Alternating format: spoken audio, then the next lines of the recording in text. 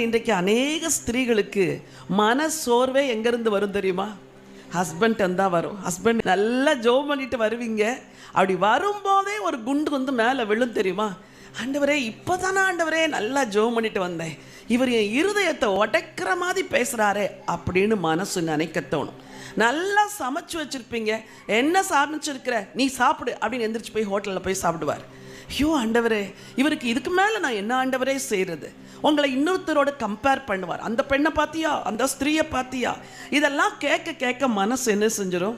சோர்ந்து போயிடும். Not only for married women, இங்கே உட்காந்து அழகாக உட்காந்துருக்கிறீங்களே யங் கேர்ள்ஸ், உங்களுக்கு கூட வாழ்க்கையில் பல டிசப்பாயின்மெண்ட்ஸ் இல்லை.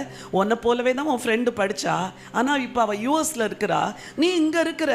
நீ யோசிக்கிற, நான் எவ்வளோ ஜோம் பண்ணேன் ஆண்டவர்கிட்ட, எனக்கு உயர்வு வராதா, எனக்கு மேன்மை வராதா, நான் கர்த்தரை சேவிக்கிறேனே, எனக்கு நன்மை வராதா? பல காரியங்கள் உங்களை சோர்வடைய பண்ணலாம்.